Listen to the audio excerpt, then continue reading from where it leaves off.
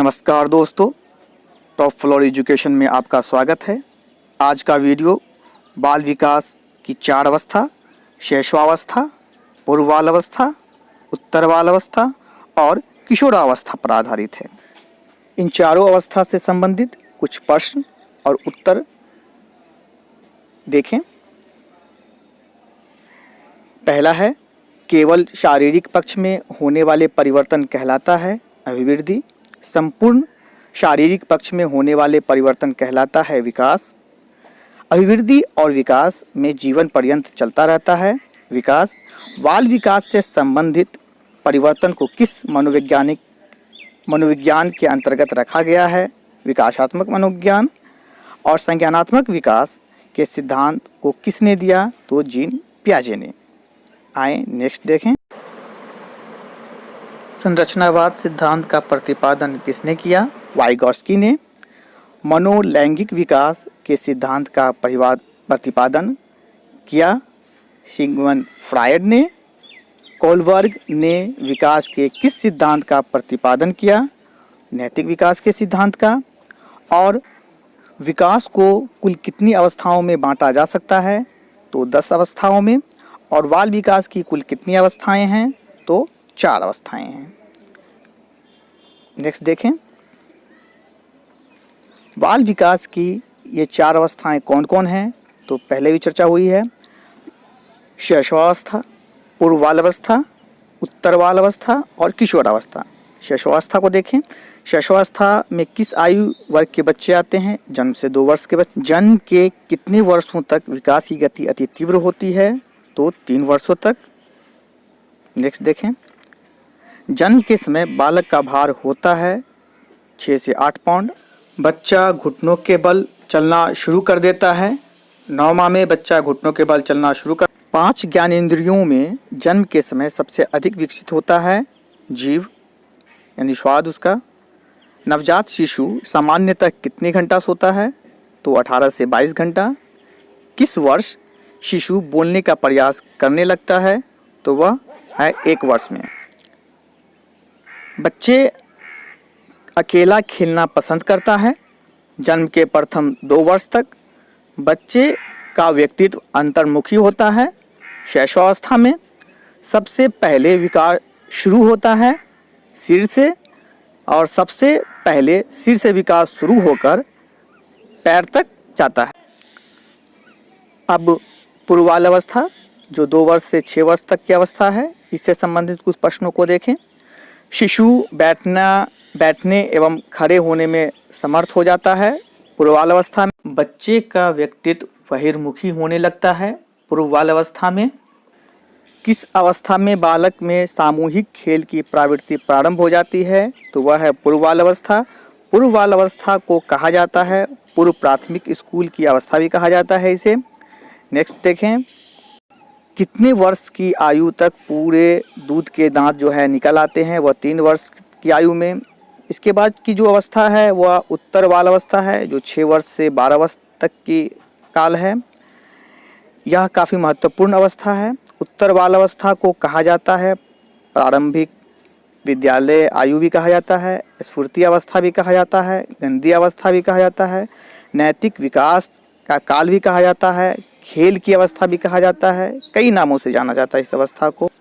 किस अवस्था में बच्चों की याद रखने की क्षमता में अभूतपूर्व वृद्धि हो जाती है? वह है उत्तरवालावस्था में। नेक्स्ट देखें। बच्चा किस अवस्था में समलैंगिक समूह में खेलना ज़्यादा पसंद करता है? तो वह है उत्तरवालावस्था। बच्चे समूह में रहना ज़्यादा पसंद करता है, वह उत्तरवालावस्था का काल है। बच्चा अनुशासन और नियम को समझना शुरू कर देता है, वह भी उत्तरवालावस्था का काल है। बच्चों के अंदर आदर और निरादर का भाव पैदा होने लगता है, वह उत्तरवालावस्था में ही यह भाव पैदा होने लगता है बच्चों के अंदर। अब आए किशोरावस्था के बारे में जानें, जो 12 वर्ष से 18 वर्ष तक चलता है। किशोरावस्था को कहा जाता है, यह काफ़ी महत्वपूर्ण है, संघर्ष, तनाव, तूफान और विरोध की अवस्था। विकास के किस अवस्था को स्वर्णकाल यानी गोल्डन एज कहा जाता है? यह है किशोरावस्था। विपरीत लिंग के प्रति आकर्षण किस काल में सबसे अधिक होता है? तो किशोरावस्था ही यह काल है। विकास के किस अवस्था में संज्ञानात्मक विकास में परिपक्वता आ जाती है? तो किशोरावस्था काल में ही परिपक्वता आ जाती है। नेक्स्ट देखें, किस अवस्था में निर्णय लेने की क्षमता अपने परिपक्व अवस्था में पहुंच जाती है? तो किशोरावस्था में। किशोरावस्था में बच्चों में स्वयं के प्रति प्रेम और लगाव बढ़ने लगता है। नेक्स्ट क्वेश्चन देखें, किस उम्र में लड़कियों की वृद्धि दर लड़कों से तीव्र होती है? तो यह उम्र है 9 वर्ष से 12 वर्ष तक। जन्म के समय बालक की लंबाई होती है, जो एवरेज लंबाई है वह 19 इंच है। बालक का शारीरिक विकास बालिकाओं से कितने माह पीछे रहता है? तो 12 से 18 माह पीछे रहता है। नेक्स्ट से क्वेश्चन को देखें, नवजात शिशु के सिर की लंबाई उसके शेष शरीर का कितना होता है? तो 1/4 भाग होता है। सिर की चौड़ाई और लंबाई कितने वर्षों तक बढ़ता है? तो चौड़ाई 3 वर्षों तक और लंबाई 18 वर्षों तक बढ़ता है। शिशु की हड्डियां मुख्यतः निर्मित होती है, या कई बार क्वेश्चन पूछा गया है, कार्टिलेज से। हड्डियों के सुदृढ़ीकरण को कहा जाता है ऑसिफिकेशन। कई बार ये भी क्वेश्चन पूछा गया है, नवजात शिशु में कितनी हड्डियां होती हैं? तो इसका उत्तर है 270। ये तीनों क्वेश्चन कई बार रिपीट किए गए हैं एग्जामिनेशन में। नेक्स्ट क्वेश्चन देखें, दांत के विकास की प्रक्रिया शुरू हो जाती है। दांत का जो विकास है उसकी प्रक्रिया शुरू हो जाती है या भ्रूण काल में ही शुरू हो जाती है। शिशु को पहला दांत कब होता है? यह दांत 6 महीना से 12 महीना, औसतन जो है वह 7 महीनों के अंदर शिशु के दांत निकल आते हैं। दूध के दांतों की संख्या होती है वह 20 है। दूध के दांत जो बच्चों में है वो उसकी संख्या 20 है। दूध का दांत टूटना प्रारंभ होने लगता है 6 वर्ष की आयु में। दूध का दांत टूटना प्रारंभ होने लगता है। किस आयु में दूध के दांत टूटकर अस्थायी दांत आ जाते हैं?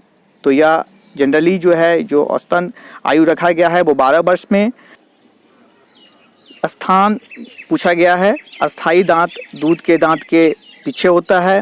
लड़कियां एवं लड़कों में किसके दूध के दांत पहले टूटते हैं? तो लड़कियों के दांत सबसे पहले टूटते हैं। प्रथम मोलर दांत किस उम्र में बच्चों को आ जाता है? तो 6 वर्ष में प्रथम मोलर दांत आ जाता है बच्चों को। अकर दांत, जिसे अंतिम दांत भी कहा जाता है, वह किस उम्र में आता है? तो वह 17 से 28 वर्ष की उम्र में अकर दांत आता है। इन चारों अवस्था से संबंधित जो प्रश्न और उसके उत्तर दिए गए हैं, जो शॉर्ट फॉर्म में हैं, संक्षेप में हैं, काफ़ी महत्वपूर्ण हैं, एग्ज़ाम की दृष्टि से काफ़ी महत्वपूर्ण हैं। नेक्स्ट वीडियो में संवेगात्मक विकास और सामाजिक विकास तथा संज्ञानात्मक विकास के साथ फिर मिलेंगे।